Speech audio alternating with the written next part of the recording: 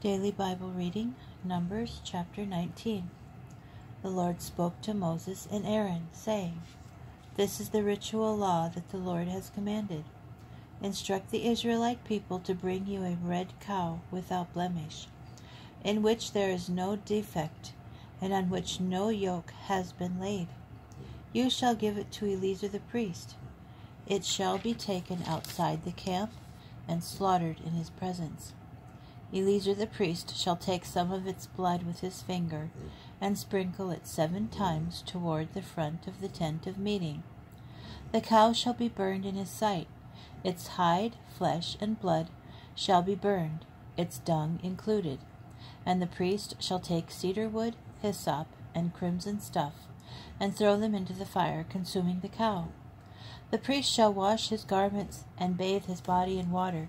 After that, the priest may re-enter the camp, but he shall be unclean until evening.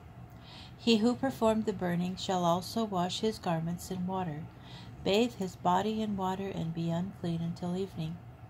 A man who is clean shall gather up the ashes of the cow and deposit them outside the camp in a clean place, to be kept for water of lustration, for the Israelite community. It is for cleansing. He who gathers up the ashes of the cow shall also wash his clothes and be unclean until evening. This shall be a permanent law for the Israelites and for the strangers who reside among you. He who touches the corpse of any human being shall be unclean for 7 days. He shall cleanse himself with it on the 3rd day and on the 7th day, and then be clean. If he fails to cleanse himself on the 3rd and 7th days, he shall not be clean. Whoever touches a corpse, the body of a person who has died, and does not cleanse himself, defiles the Lord's tabernacle. That person shall be cut off from Israel. Since the water of lustration was not dashed on him, he remains unclean. His uncleanness is still upon him. This is a ritual. When a person dies in a tent, whoever enters the tent and whoever is in the tent shall be unclean 7 days. And every open vessel with no lid fastened down shall be unclean.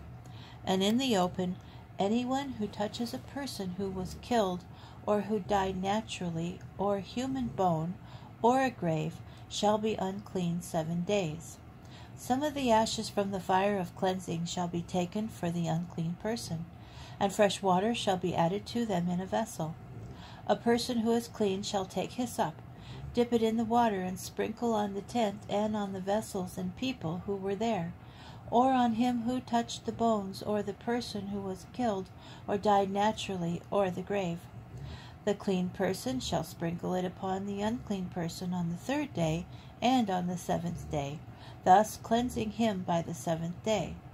He shall then wash his clothes and bathe in water, and at nightfall he shall be clean.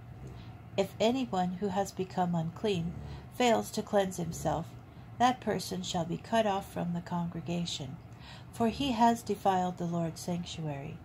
The water of lustration was not dashed on him, he is unclean. That shall be for them a law for all time. Further, he who sprinkled the water of lustration shall wash his clothes, and whoever touches the water of lustration shall be unclean until evening. Whatever that unclean person touches shall be unclean, and the person who touches him shall be unclean until evening.